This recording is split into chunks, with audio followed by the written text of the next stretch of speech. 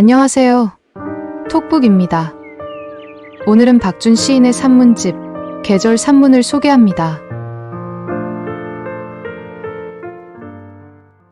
각각의 계절을 읽고 계절 산문이 떠올랐습니다. 그래서 좋아하는 시인의 산문집을 다시 읽어보았습니다. 그리고 계절 산문에 녹아있는 작가의 동력, 계절을 나는 그 힘에 대해 생각해 보았습니다.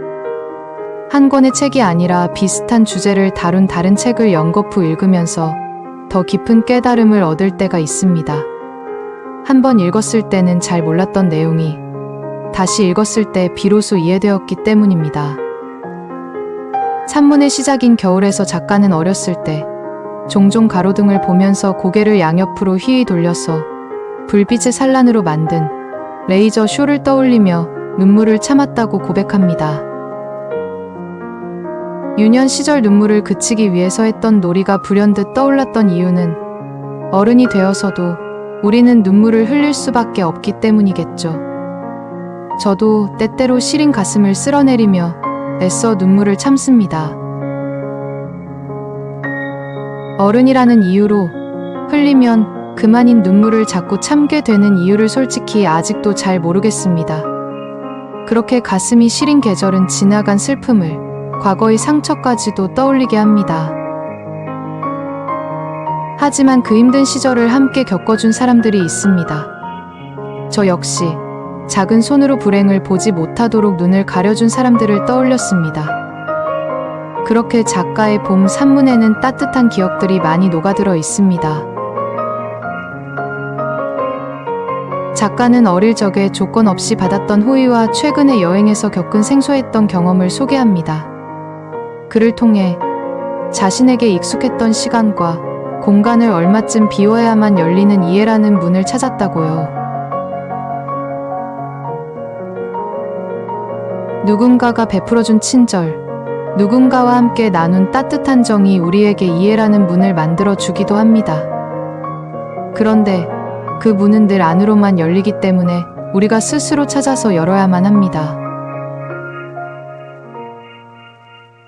침묵조차도 부드럽고 다정할 수 있다는 것을 알게 해주는 사람과 함께하는 것. 그것은 문을 여는 계기가 됩니다. 천천히 살고 싶은 마음을 보듬어주고 숨고 싶을 때 품을 내주는 사람은 믿을 수밖에 없으니까요. 여름 산문에서는 작가의 내면에 있는 두려움과 정서를 이해하려는 노력이 돋보입니다. 자신의 성향을 알기에 어쩔 수 없이 수긍하는 부분과 동시에 한편으로는 기대하는 마음이 엿보입니다. 그리고 나그네라는 시처럼 보고 싶은 이가 멀리 있다는 것을 부정하고픈 마음을 떠올려 그리운 이가 너무 멀리 있다고 생각하지 않으려는 마음을 이해하게 됩니다. 거리감조차 초월하고픈 그 그리움의 정서를요. 그래서 작가는 완연한 여름이 되면 이사한 집에 보고픈 이들을 초대해 차가운 청주의 오이절임을 안주 삼아 어릴 적 고향의 고즈넉한 정취를 느끼고 싶다는 바람을 속삭입니다. 가을 산문에서 작가는 유난히 낯가림이 심해서 필요한 말도 하지 못했고 불필요한 말까지 할 겨를이 없었던 유년 시절을 회고합니다. 그런 성격 탓에 불평과 부당을 감내해야 하는 순간도 많았다고요. 하지만 해야 할 말과 하고 싶은 말을 고르는 것이 상대의 마음을 헤아려 보는 시만을 키우게 해주지 않았을까요?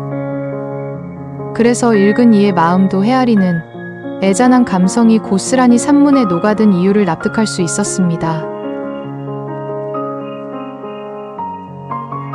그렇게 계절 산문은 계절, 장소, 기억에 따라 자유롭게 이동하는 파랗고 높은 가을 하늘의 구름을 떠올리게 합니다. 그 구름을 따라 어디든 함께 떠나고 싶다는 마음이 들 정도로 고즈넉해집니다.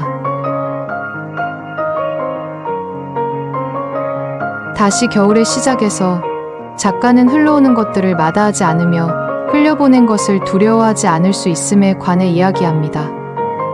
덮어두었어도 한참 세상이 지난 후에도 변함없는 것들은 다시 우리를 찾아오니까요. 그렇게 마음의 바람과 현실이 너무 먼 거리에 있지 않을 때, 이 멀지 않음의 힘으로 우리는 더 멀리 나갈 수 있다고요. 그 어떤 바람들은 우리를 우리가 원하는 곳에 데려다 주지 않을까요? 그렇게 계절마다 새로운 바람을 갖는 일이 각각의 계절을 나게 하는 힘이 된다는 것을 깨닫게 됩니다. 그 힘이 우리를 움직이는 동력이 되어 우리가 원하는 곳에 우리를 데려다 주길 진심으로 바랍니다. 우리에게 찾아온 수많은 계절이 항상 같은 모습이 아니었던 것처럼 그 계절을 살아낸 우리도 조금씩 웃자랐을 것입니다. 아주 천천히 조금씩요. 그렇게 변화하는 과정에서도 여전히 그대로인 것이 있다면, 여전히 바라고 원하는 것이 있다면 그것들이 각각의 계절을 살아내는 새로운 힘이 될 수 있지 않을까요? 그것을 찾으시길 진심으로 바랍니다.